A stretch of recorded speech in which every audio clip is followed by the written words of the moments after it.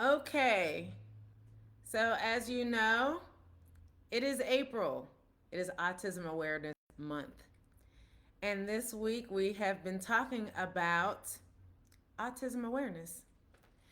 And so today we're going to talk about ways you can best support families who has a child with autism.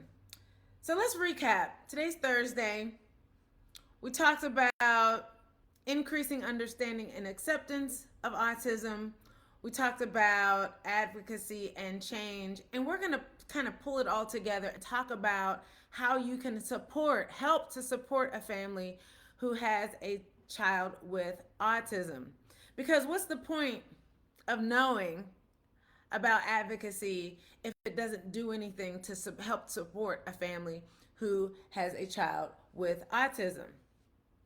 So I only have two ways to help. I'm sure there are a number of ways to help, but I think that if I can give you these two ways to help families who have a son or daughter with autism at any age, whether they're young or old, like my kid is old, he's old, okay, then I think this will give you pretty much the foundation to be able to help to support a family who has a son or daughter with autism. So the first thing I want you to do is know the signs of autism. I think that's one of the biggest issues.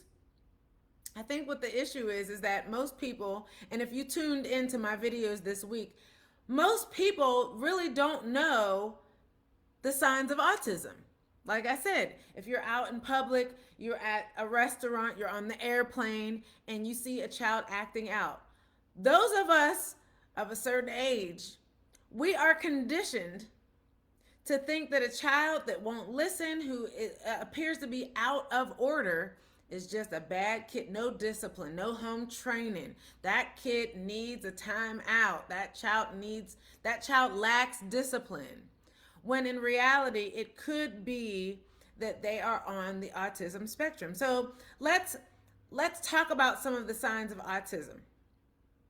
Social interaction differences, limited eye contact. Did you know that was you might learn something. Just listen to some of these. Limited eye contact. You know, there have been times, I'm still teaching Hassan this. There have been times whenever, people will come and meet Hassan and say, hey there. And he's like, hi. You know what I mean? Very limited eye contact, okay? Difficulty with social cues. They may not respond to facial expressions, tone of voice, or gestures. So this is something we're still working on. Hassan has this thing where he's very sensitive to tone, right? So he always thinks that somebody's angry at him. That's everybody. He always thinks you're upset. So it's like, Hassan, come see me. Well, did I do something wrong? I'm like, no, actually, I have some candy for you. You know what I mean? Like, I have, a cool Chick-fil-A gift card for you. But he always think like he can't distinguish tone. I mean, unless I'm like, hey Hassan, come see me. Like he struggles with that. Preference for being alone. They may seem really withdrawn. And the thing is that this is a side note. As humans, in general, people in general, not you. I'm not talking about you. I'm talking about people, not you. People are generally very self-centered. See, that's why I'm not talking about you. I'm talking about people in general. But people in general are very self-centered. And the reason why I'm saying this is because when we are interacting with people and they respond a certain way, we take it personally. And with people with autism, it's really not about anybody else.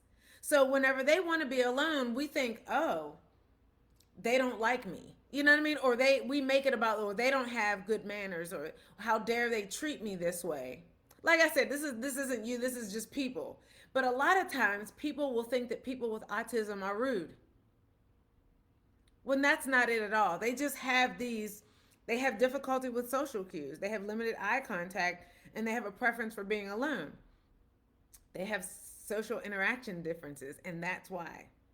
They have challenges with back and forth conversation. And the thing is that in our country, in America, in the United States, to be polite with someone else, especially a stranger, and especially with family members, you have to have good eye contact. You know what I mean? You have to be able to pick up on social cues. You have to be able to interact with people. And people with autism struggle with this. Okay? So you have to keep that in mind whenever you're interacting with people. And if they have some of these, behavior, then you have to think that they could be on the spectrum. Okay? Even if somebody at your job, okay? Communication differences, literal understanding. So Hassan has a lot of issues with sarcasm. If you know me, sarcasm is my middle name. Okay? So it's so easy, like Hassan is so easy to joke around with because he takes everything so literally, and then we just laugh at him, and he's like, "Why are you?" And we're like, "Hassan, we're joking with you, son. Son, we're just joking with you, and we're just being silly." And he doesn't always pick up on it because they don't always catch on. Delayed or unusual speech patterns, difficulty expressing needs. They have communication issues. They don't always pick up on language, right? Repetitive behaviors and routines. Repetitive movements. So you heard me in my other videos talk about stimming. Stimming, stimming, okay? That hand flapping or rocking or spinning or pacing. Hassan is 25. He still does this.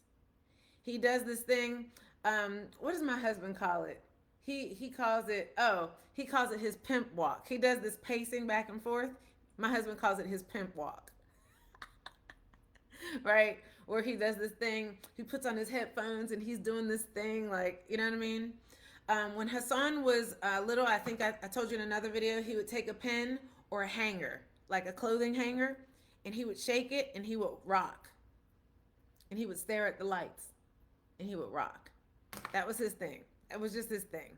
You know what I mean? A strong need for routine. If you know anybody with autism, especially young children, you have to stick to that routine. You tell them there's a change and they are highly upset. It's hard for them to make a change. You tell them that we're going to go get ice cream. Do you remember that? You remember that show, The Parenthood? Do you remember the son? His name was Max. He was on the spectrum. He had Asperger's, and Max would go berserk if they changed the routine. Yeah. Intense interests.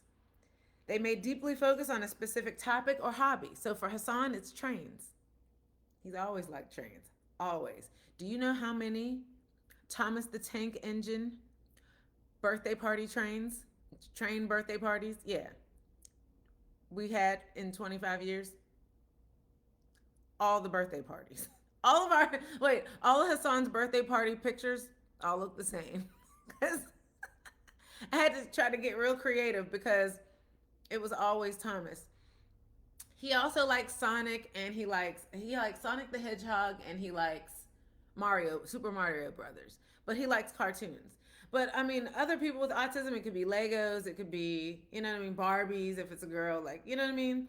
But they have intense interests. It could be cars, it could be airplanes, it could be whatever, right? Sensory sensitivities, overly sensitive or undersensitive to sensory input. They may cover their ears to block out noises or be bothered by certain fabrics to avoid bright lights. Yeah, this can be really intense for them. I remember whenever Hassan struggled with going in certain department stores whenever he was little. Certain department stores, their intense neon lights, it would bother his eyes, and Hassan used to wear glasses because his eye muscles were underdeveloped. He could see far away, he could see up close, but because his eye muscles were underdeveloped, it made bright lights really hard for him. So he would walk into some stores and go like this. Yeah, it was really bad for him. Unusual reactions to smells, tastes, or textures. Yeah. So Hassan does not eat any salads. None. No green salads like tossed salads, not chicken salad, not macaroni salad, not tuna salad, not egg salad, nobody's salad. None. Not on a sandwich, not in a bowl. Not no salad. You can forget it. He doesn't do textures. Those like the soft textures. He won't eat like stuffing. He won't eat like eggs, cream of wheat, oatmeal, like those squishy. It's a texture thing. And the thing is that he's a great eater, but he doesn't want that. He'll eat mashed potatoes. He'll eat applesauce. He likes mac and cheese. But certain foods, it's not the taste so much; it's the texture. I don't know. I don't ask questions. Some things you're just not going to understand. You know what I mean? Whatever. Unconventional social behavior, unusual body language. You may stand too close, minimal gestures, or have an unusual posture. Okay? Hassan does this thing where he'll sit Taylor seat. Remember when we were little, they told us like if we sat and we crossed our legs, it was Taylor seat. Remember that? He'll sit Taylor seat and then lean his forehead on the floor. Yeah. My husband's like, doesn't that hurt? Apparently not. He's flexible. I don't know. I don't know. Difficulty understanding personal space. So I mentioned this in the other video. If we're in public, he'll stand really close to people. Well, Hassan's like 5'11". Okay, that can make people feel really uncomfortable because he's really tall and he's like hovering over people. I'm like, Hassan, you can't stand that close to people. He's like, why not? I'm like, because people don't like it. Step away. You know what I mean? Lack of typical peer relationships. So it's really hard for them to make friends. Okay, I feel like this is I'm kind of in my feelings. This is the first time Hassan had real peer relationships. Okay, and like they're real friendships. Okay, and so I'm teaching him um, what friends mean, what true friends look like. He's just now the things that kids learn in like middle school. He's just now learning now at age 25. So, what do you do if you notice these signs in people with autism, whether they're children or adults? Okay, so you notice these things, and you think, you know what, this person might be on the spectrum. What do you do? Approach with understanding and patience. Okay, don't treat them like there's something wrong. Hi, sweetie, how are you? People with autism know that they have autism. They know that they have odd behaviors. They know that they have some quirkiness, and they know that other people are aware of it. They don't want to be treated like something's wrong with them. Okay? But do be understanding and patient. Okay? Observe over time. One or two traits doesn't mean that they have autism. Okay? So don't just be like, hey, I mean, you have autism, or don't spread rumors. Hey, I think so and so over there has autism because did you notice how they? Don't do that. What one or two? You know what I'm saying? If you're a teacher, relative, or friend, you can gently share observations with caregiver if appropriate, but always be respectful. And the reason for share, I think motive, is what matters. Don't be a gossip. But I mean, if it's helpful for them, you know what I mean? If it's going to, help in their peer group, if you're going to assist with someone else being patient with them, then share, as appropriate, right? And encourage inclusion and support, as it, rather than labeling them and isolating them, if that makes any sense. No bullying, okay? So yeah, the first thing I wanted you to do is know the signs of autism. And I think that knowing the signs and being understanding will help you also be more patient. I think that we make quick decisions whenever we see behaviors that are odd or different, or what we think as inappropriate. But when we can understand the meaning behind said behaviors, then it gives us more compassion just as humans, right? So that's the first thing.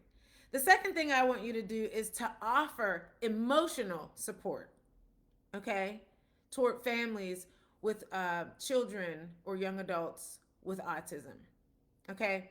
So, how do you do that? Listen without judgment. Listen without judgment. I'm giving you a minute to think about what that might look like. Because I think what most people when most people hear that, they think, "Oh no, I would never judge anybody." But I think what actually happens is people think they're not judging, but they actually are. And when I say that, it looks like this. If I had an autistic child, then I would do this. Well, if you don't have an autistic child, you don't know what you would do if you had an autistic child because you don't have one. You really don't know what you would do unless you had one. So you're not wearing those shoes. You haven't walked in those shoes. So you can't really tell another parent what they could or should do. Well, if it were me, but it's not you. So you can't judge them or say what they should or shouldn't do. Okay? So let's just have a quick conversation about what judgment looks like, okay? So let those parents express their feelings without offering unsolicited advice. So if that parent comes to you and say, "Hey, this is what I'm dealing with," what would you do? That's different.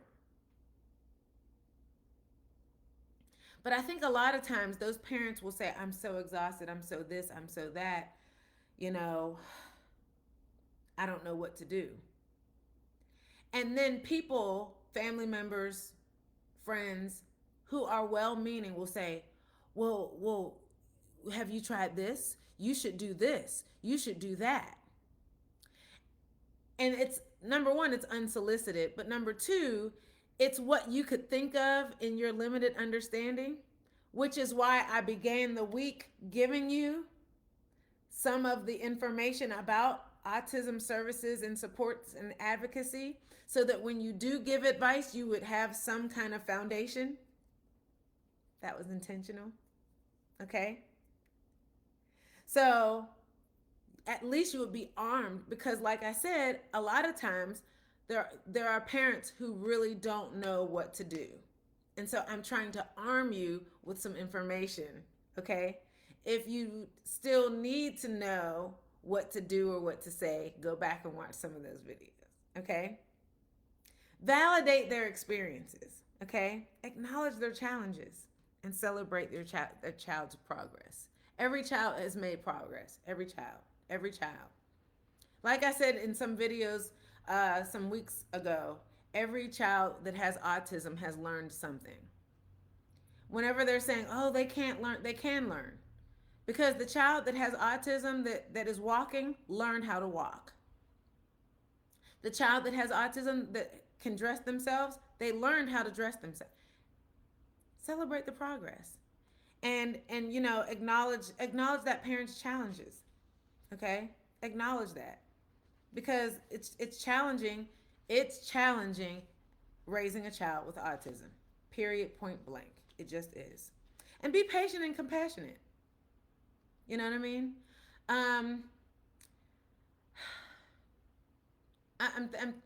I want to say something, but I'm trying to think of how to say it the right way. I think a lot of times people want to motivate parents who are struggling, but in motivating them, they are doing the opposite. What do I mean? For instance, I'm going to say this because I've seen it happen a number of times, and they did more harm than good. There will be a parent who is drowning. No matter how hard they try, They can't keep up. They're wallowing in self-loathing. They're drained. They haven't slept in weeks. They feel horribly about parenting, and they feel like they can't keep up. There's so much wrong. They're voicing their concerns, but there's so much that they're not saying, right? About what's happening in the house and with their child and with their parenting. And they're making an attempt to talk about it to the person that they trust. And the person that they trust respond like this: "Oh girl, you got this. You're better than that. Don't be so depressed. Uh, Girl, you're doing fine. You're good. Don't let that bother you. You're good."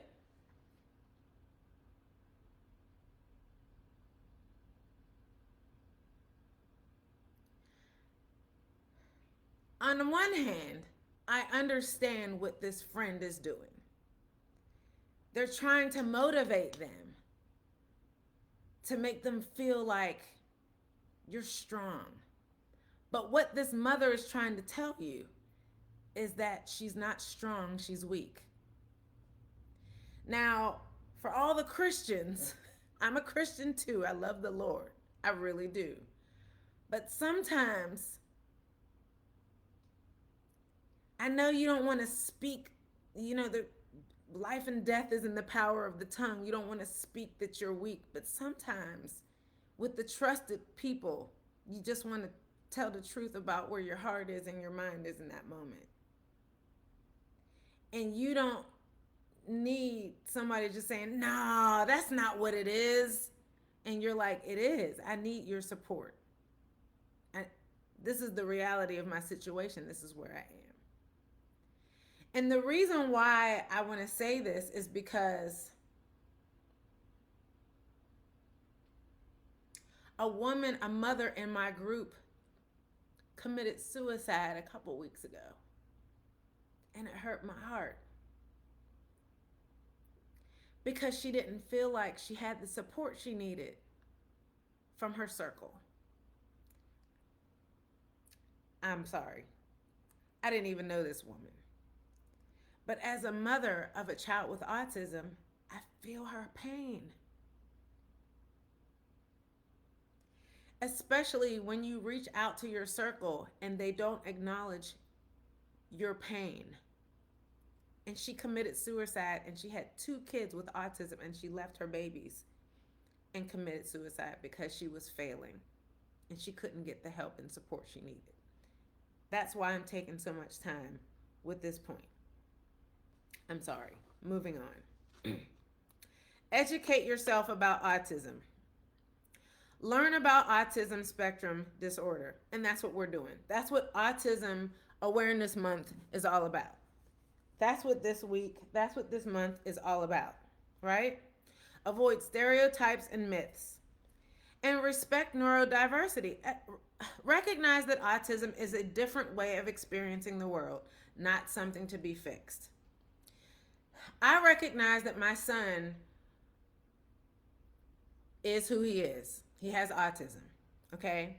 All I'm trying to do is get him to a point where he can live in the world the way he needs to live in the world and as independently as possible. This is not about me fixing him or, you got to cure him. I want him to get to the point where he can live as independently as possible in the way that makes him happy without me with supports. That's it, right? Help with everyday tasks. In order to support families, help with everyday tasks. Again, mothers, families, parents, many times they need support. Offer child care support, okay? If you're a trusted friend or family member, offer to babysit so parents can take a break. And this isn't always easy. It's not always easy to be able to babysit, depending on the child with autism. It's not always easy to babysit. But if you are able and willing, Find out what this child needs and find out how you can offer to have that child over, or you can go over and babysit for a couple hours to give these parents a night off or to give them a break. Okay? Assist with errands and accompany them to appointments. Sometimes it's hard for a mom to go to her own appointment for her own self with her children, or to take a child, maybe another child, and then with their child that has autism, multiple children to one appointment for a child. Offer to help, right? Be inclusive and understanding. Invite the whole family. If you guys are having a dinner party, if if you have a child that's age 6 and the other family has a child age 6 that's having a birthday party and they have an 8-year-old with autism, invite both kids over. You know what I'm saying? Try to include everybody and make sure they feel included in gatherings, right? Try to make it, you know, um, inclusive for everybody. Adapt social events. Consider sensory friendly settings or quieter gatherings to accommodate their child's needs, or at least have something that will accommodate their child, right, with autism. And be patient in public settings. Didn't I talk about that a couple times? If you're at the restaurant, try to understand. That's all I'm saying. As a mom with a child with autism, try to understand. Now, I have some tips for parents with autism on how to go to the restaurant, but that's another video, okay? Support siblings of autistic children. This is important, okay? Acknowledge their feelings. Offer one-on-one time with nobody talks about the siblings of the children with autism. I have another son. I have a child that's older than my 25-year-old. And he had to live with having a younger brother with autism. That's a whole nother topic. But if you could help support a family that has siblings of that autistic child, that's a big help, right? Encourage self-care for parents. Remind them to take breaks, but you need to try to support them so that they can take a break. Suggest some local support groups and help find respite care. Okay, offer assistance in locating services that provide temporary relief for caregivers. And advocate. You be an advocate for families who have children with autism. Spread awareness in your community. Share these videos. Promote inclusion and be an ally. Okay? A little understanding and kindness and practical help can make a world of a difference for families who are raising autistic children in your community, in your family, in your neighborhood, in your church. Okay? So I hope this video is helpful. Please be kind to those families who have autism. Tomorrow, I'm going to talk to you about what my personal goals are to help families that have children with autism. Okay, I was just sharing with you how you can help. But I'm going to talk, about what my future goals are. And I'm going to share that tomorrow. But I appreciate you watching this video. Like it for me, share it, and I'll see you tomorrow. Thanks for watching.